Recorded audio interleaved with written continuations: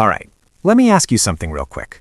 Have you ever tried to live cheap and somehow still felt broke, tired, and stressed all the time?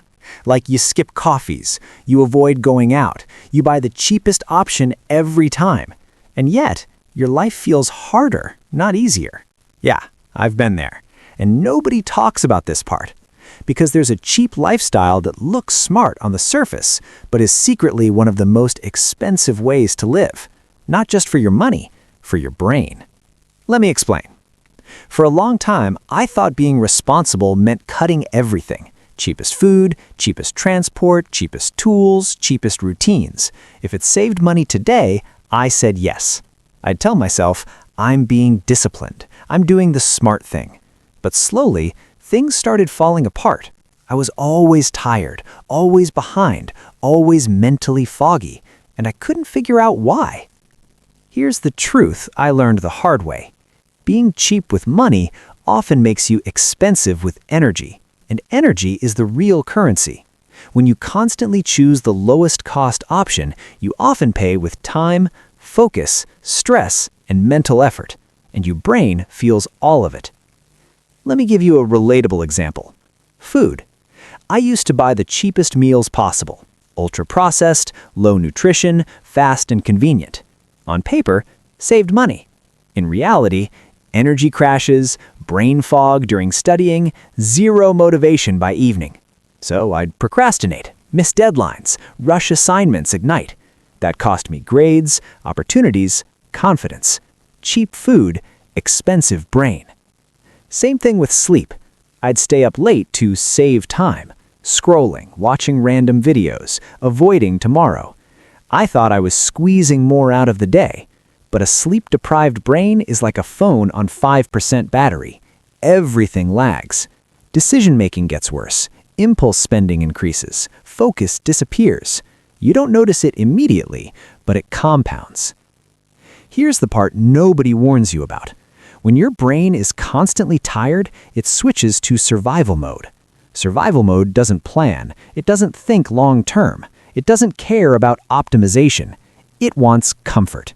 And comfort is expensive. That's how cheap living turns into random spending, burnout purchases, and emotional leaks. I used to think my problem was money. Turns out it was capacity. My brain didn't have enough space. And when your brain is overloaded, you make short-term decisions that cost you long-term. That's not a discipline problem, that's a neurological one. Let's talk about brain volume for a second. Not the size of your head. I'm talking about functional brain volume. Your brain's ability to focus, learn, delay gratification, and make calm decisions. That volume shrinks under constant stress and cheap shortcuts, and it grows when you invest in the right things. Here's another example. Tools. I used to avoid paying for anything that made life easier. No proper chair, no decent planner, no useful apps. I thought, I'll just push through. But pushing through drains your brain. Bad posture equals pain. Messy systems equals confusion. No structure equals constant thinking. And constant thinking is exhausting. So here's the shift that changed everything for me. I stopped asking, what's the lowest cost option? And started asking, what reduces mental load? That question alone saved me more money than any budget ever did. Because when your brain has more space, you procrastinate less, you plan better, you waste less, you recover faster. That's not motivational talk, that's biology. A calm brain makes smarter choices. Let's make this practical. Here are a few places where cheap often backfires, and what to do instead. First, food. Don't aim for fancy, aim for functional. Simple meals, protein, real ingredients. Not perfection, just consistency. Fueling your brain properly increases focus and patience saves money. Second, sleep and recovery. Staying up late feels free, but sleep deprivation is one of the most expensive habits you can have. It lowers impulse control, increases emotional spending, and kills learning speed. Protecting sleep is like upgrading your brain's operating system. Third, systems. Cheap living often avoids systems. No automation, no planning, no structure.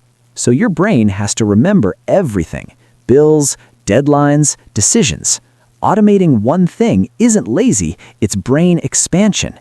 Every decision you remove increases your functional brain volume. Fourth, skills over comfort. This one matters. Some people avoid investing in skills because it costs money. Courses, books, tools. So they save and stay stuck. Skills reduce effort forever. Comfort only feels good once. I used to think spending money meant losing control. Now I realize unintentional cheapness was what made me lose control, because I was paying with my brain. Here's a hard truth. Being cheap with yourself tells your brain you don't matter right now, and your brain responds with low motivation and low care. But when you invest intentionally, even small amounts, your brain adapts. It says, we're building something. That identity shift matters. I'm not saying spend recklessly. I'm saying stop confusing cheap with smart. Smart spending reduces friction. Cheap spending often creates it. Quick reframe.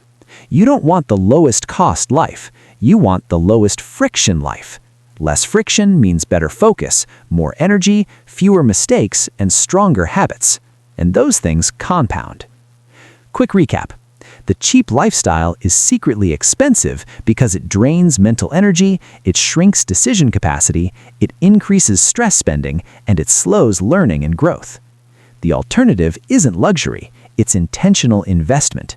In sleep, in food, in systems, in skills. So, here's your challenge.